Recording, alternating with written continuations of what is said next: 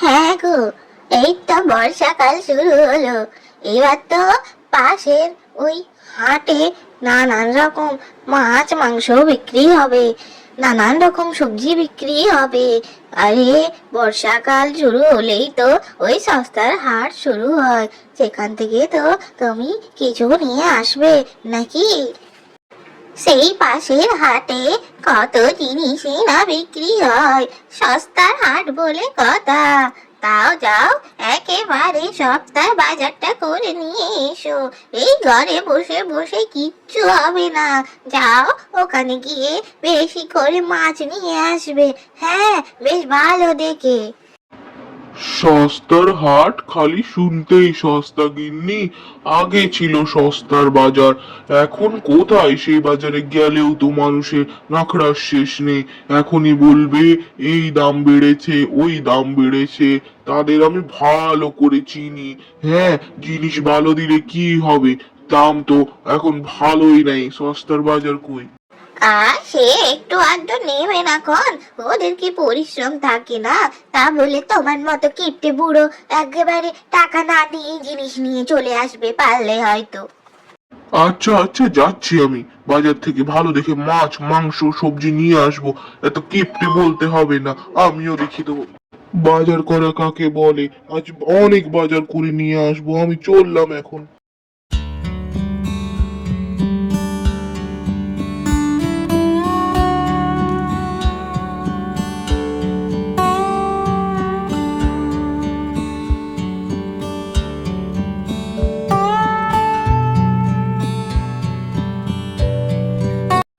এই মাছ নিয়ে যান, মাছ ভালো ভালো মাছ, টাটকা টাটকা মাছ, রুই পুঁটি কাতলা মৃগেল সব পাবেন। এই ভোলা, বলছি তোর দোকানে কি কি মাছ আছে বলতো। তোর গিন্নিমা পাঠিয়েছে সস্তার মাছের বাজার করে নিয়ে আসতে, বলেছে বেশ ভালো দেখে মাছ আনতে। দে দে, 2 কেজি কাতলা মাছ দে দেখি সস্তার দরে। বাবু, আপনি মাছ নিয়ে যান, বেশ টাটকা টাটকা মাছ।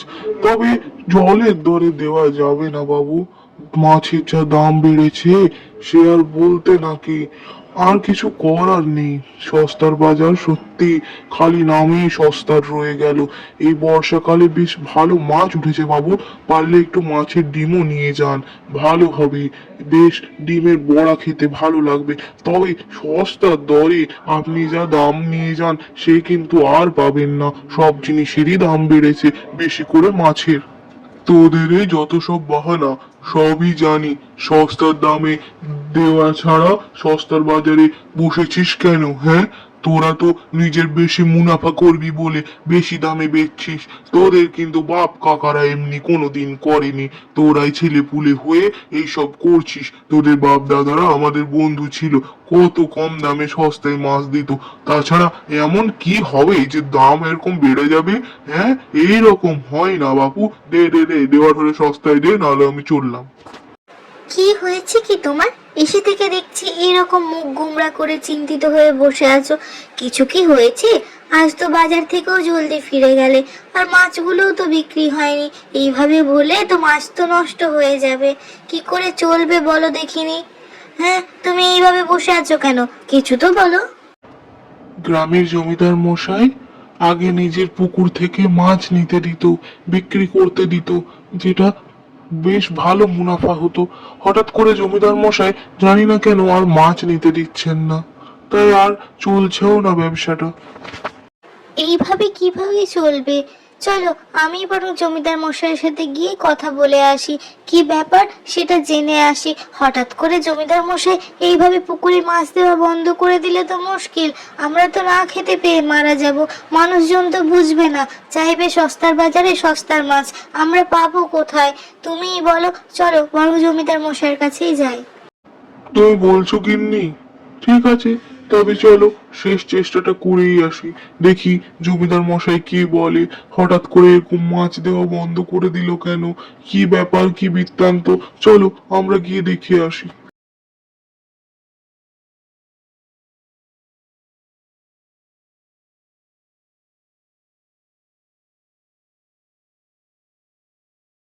কি ব্যাপার, আজ দুজনে এখানে? আমার তো দোরগোড়ায় তোমাদের খুব কমই দেখা যায়। কেবল ভোলাই আসতো তো মাছ নিতে, আজ হঠাৎ দুজনে? কি ব্যাপার, কিছু কি হয়েছে তোমাদের নাকি? কিছু অসুবিধা? আসলে জমিদার মশাই, আপনার পুকুর থেকেই তো এতদিন মাছ নিয়ে আমরা মাছের ব্যবসা করে আসছি। সস্তার বাজারে আপনিও তো জানেন, যদি সস্তায় জিনিস না দিই গ্রামের নাম ডুবে যায়। তারা ভাবে যে আমরা বেশি মুনাফা করার জন্য এই সমস্ত কিছু কাজ করছি, কিন্তু আসলে তো তা না। আমরা যদি মাছই না পাই তাহলে কিভাবে বিক্রি করব আপনিই বলুন। বেশি দামে তো আনতে হবে বাইরে থেকে, সেটা তো সম্ভব না।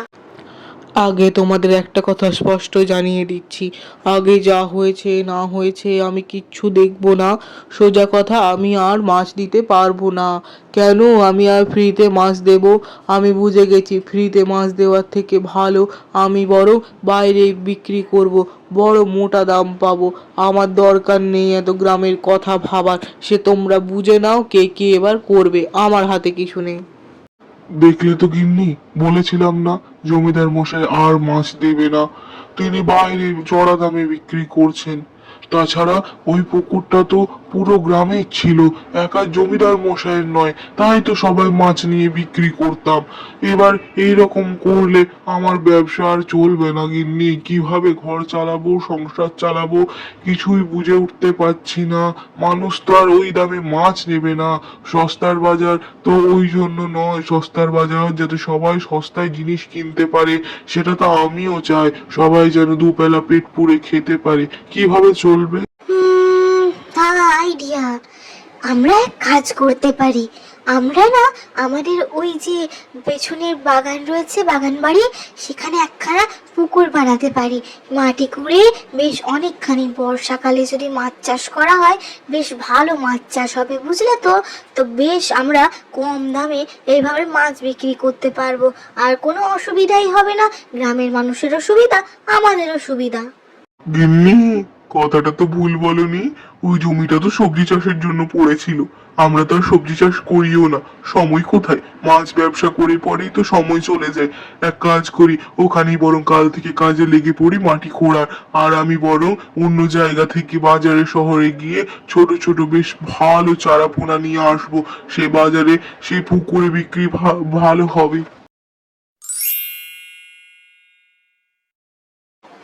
ব্যাস, এবার পুকুর একদম তৈরি। এই ছোট্ট পুকুরেই আমাদের মাছ চাষ হবে। তুমি তো ওই ছোট ছোট মাছের চারাপোনা ছেড়ে দিয়েছো, এবার দেখবে বেশ বড় মাছ হবে, আর আমাদের কোনো অসুবিধাই থাকবে না। এই মাছ আমরা সস্তার দরে বিক্রি করব, যাতে সবাই মানুষ ভালোভাবে কিনতে পারে, সবাই আনন্দ করে খেতে পারে। তুমি একদম চিন্তা করো না, এই মাছের আমি পাহারা দেব। বেশ ভালোভাবে মাছ চাষ করব আমরা, বাজারে ভালো দরে বিক্রি হবে। এরপর থেকে তারা ওই জমিতে বেশ ভালোভাবে পুকুর কুঁড়ে সেখানে মাছ চাষ করায়, এবং কিছু মাসের মধ্যে সেই মাছ বেশ বড় হতে থাকে এবং কম দামের মধ্যে তারা ওই সস্তার বাজারে বিক্রি করতে থাকে, এবং সেই মাছ খেয়ে সকলে বেশ বাহবা করে তাদের, এবং সেই মাছ ছিল বেশ সুস্বাদু। তাই বাজারে তাদের নাম আরও ছড়িয়ে পড়ে। এইভাবেই তাদের ব্যবসা বাড়তে থাকে। ভিডিওটা যদি ভালো লেগে থাকলে চ্যানেলটাকে সাবস্ক্রাইব করে যাবেন এবং লাইক করতে ভুলবেন না।